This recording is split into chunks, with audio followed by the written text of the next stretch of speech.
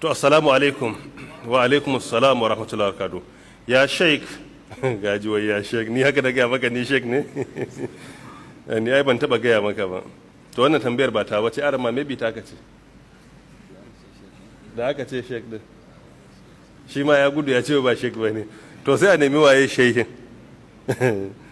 Mu kan ai almajirai ne. Allah ya ji kan iyayen malan da kakanninsa ya sa suna cikin aljannar firdausi, amin thumma amin. Na gode sosai. Malam tambaya ta ita ce, na je wajen wani malami domin ya yi mani addu'a, sai ya ce da ni in cire kuɗin da yake wajena, kuma sai na ga ya kife ƙwarya, ya sa faifai a kan ƙwaryar, sai ya ɗora ƙur'ani a kai. Yaya matsayin wannan malamin? Gaskiya ba malami ba ne. Babban abin da aka yaudare mu kuma mu muka yaudaru shine sai mu ce wa limamin masallaci malam, alaramma mu ce masa malam, mai karantar da mu sunna mu ce masa malam, mai tafsirin ƙur'ani mu ce masa malam, ɗan duba mu ce masa malam, matsafi mu ce masa malam, mai sihiri mu ce masa malam. Mun yi adalci? Wannan ba su suna ɗaya da muka yi sai ya sa mata da yawa suke ruɗewa. Ita kawai daga nan ce malam ne sai ta ɗauka kawai to shi ma irin malamin da ke limanci a unguwarsu ne, kawai sai ta ɗauka mutumin kirki ne. A cikin majmu'ul fatawa na ibnu Uthaymin rahmatullahi alai a mujalladi na 2 namba na 184 ya amsa tambaya irin wannan, ya kuma kafa hujja da hadisi da yake Bukhari da Muslim, riwaya ta Muslim rahmatullahi alai, hadisi na 2230 da manzon Allah tsira da aminci su tabbata gare shi yace man ata arrafan fasa'alahu lam tuqbal salatu 40 yawman. Dukkan wani wanda ya je wajen dan duba ya tambaye shi, wannan riwaya bata ce ma fasaddaqahu ba fa, a'a kawai fasa'alahu, ya amince da dan duba ya kai aje a nemi fatawa a tambaye shi akan abin da zai faru gobe ko jibi ko a nemi taimakonsa. Da ya tambaye shi dalilin wannan sallarsa ta kwana 40 Allah ba zai karba ba.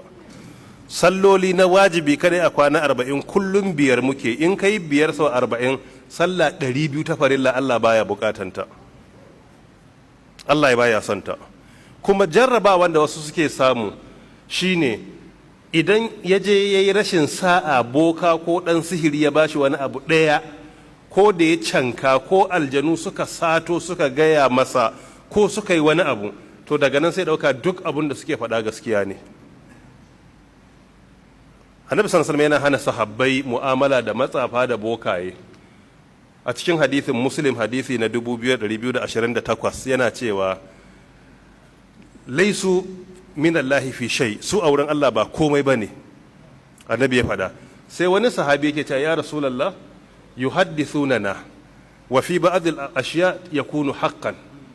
Suna ba mu labari a sashin wani abu kuma abin da suka fada sai ya zama gaskiya ne, sai mu ga ya faru.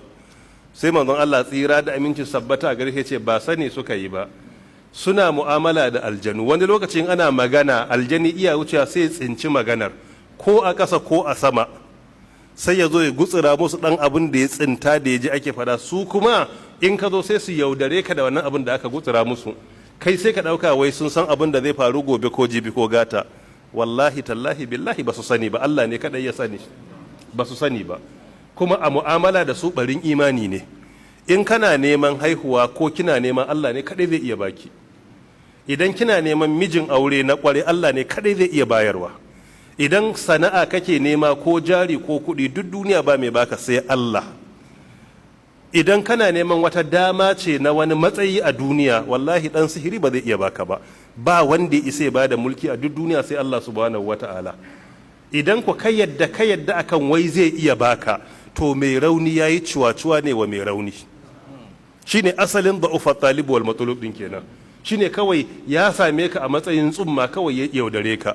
Amma in ya samu mutum mai kyakkyawar gida ba zai yaudare shi ba. So da ka wanda kika je ya ce wai a'a ciro kuɗin aljihunka ko cire kaza ko ga ƙwarya ɗora ƙur'ani ko yana magana da wasu halittu da ba sa wurin, ko ya rika ce miki an sa ki a gaba ko an sa ka a gaba, ko ana siffata maka dabbar da za a yanka sai an samo rago wanda yake fari sol mai dan dugon baki a kansa wanda kafansa ya murde. Kaga daga nan an yaudare ka, wai kafansa ya murde, to ka taba ga murdade dan karami? A'a, ko a maka wata dabara a ce za ka kawo kwan zabi guda 777, dunkulen shuga guda 999, sannan ana so za ka kawo goro guda 1111. Wato iya cin hatsi ne suka iya ciwa-ciwa. In aka fara baka sai kanka ya ta ciwo, me aka ce ne 700 sai ka faɗa, to bari in rubuta menene 1100, an haɗa ka da hadda, ka ki haddan Qur'ani kana haddan bala'i. Shi nan sai ka iya yaudare ka, ba abin da za su iya maka, Allah ne ke iya yi. Duk abin da muke nema a nan duniya ko a lahira, ɗan adam yakan zama sanadi, amma ba boka ko ɗan sihiri ko matsafi ba. Amma ko da ɗan adam ko babu, in muka nema a wurin Allah, in Allah ya amsa zai iya bamu. In ɗan adam ya zama sanadi, kuma wajibi ne mu gode masa, mu masa fatan alkhairi, saboda haka shari'a ta karantar da mu. Allah ta'ala ya sa mu wanye lafiya. So da haka wannan ki haƙura da zuwa wurinsa, kuma ina ba da shawari a tuba zuwa ga Allah, a tabbatar da cewa an tuba cikakkiyar tuba zuwa ga Allah ta'ala. In aka tuba, muna fatan Allah ta'ala zai amsa miki.